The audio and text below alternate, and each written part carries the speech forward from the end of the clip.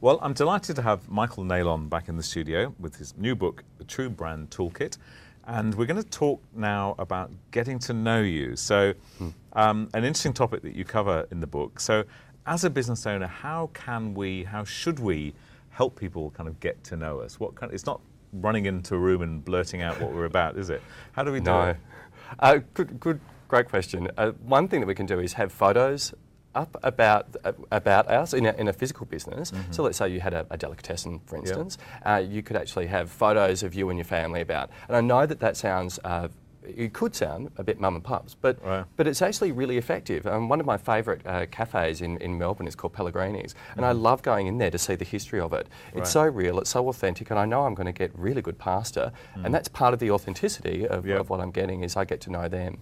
What about a business then that's, say, a service business, like your business or my business? Yep. How would that translate for us? Okay, for us, blogs. Okay. Blogs are great. Blogs and blogs. Blogs, they're good for two things. They're for relationship and also for positioning your authority, your respect. Mm-hmm. It actually shows your expertise. And by educating people, by educating a market, a few times a week, we are creating a deeper relationship with them, showing that we actually are invested in what we talk about and also what we deliver, and we give them tips along the way and deepen that relationship. One thing that I found really interesting recently with a blog was that I decided to walk my own talk and to put in a story that was quite a powerful story, that was a personal one. Yeah, okay. Yeah. And I was really nervous, but hitting that send button, I was so nervous. Because that's often, I think, an issue for people, isn't it? Is how much of your personality do you give away?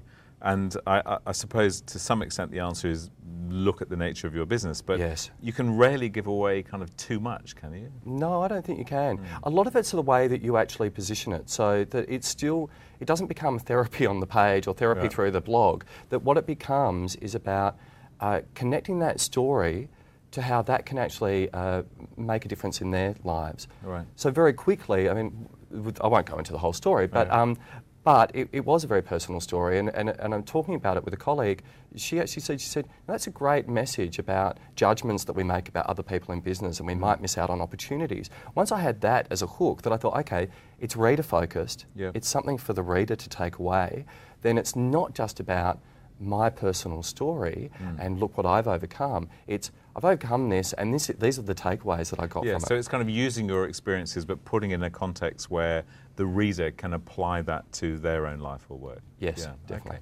And anything else in getting to know you? Any other areas, any other tips that you think that we should look at? Social media is really helpful for that. Yes, of course. I don't see that from my experience, that there's often a direct monetary relationship with social media, but it's a really great way to keep that engagement with letting people into parts of your life and just do little bits at a time. That's all you need to do through Facebook. Choose your channels. Don't try and do all of the channels. I think people tend to go a bit wide with their channels and spend all their time just updating social media rather than actually doing their business. But choose your channels wisely and don't tweet everything, but do tweet some spontaneous moments throughout your day. Ask some questions and show your vulnerability. I think that's good advice, but I think also thinking before you press send is worth doing. I mean, I follow a number of people on Twitter and Facebook, and a few I must say I personally pull away from because I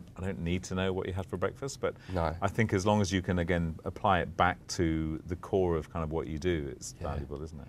Absolutely, and one thing that I, especially in the early days of using social media, applied was that I would actually ask myself the question, what's this going to do for my brand? Before I sent it. Yeah, okay, that's a good question. Yeah. And again, you've articulated before in another talk we had about your values. Can you remind me what your 3 values are again? Yes, definitely.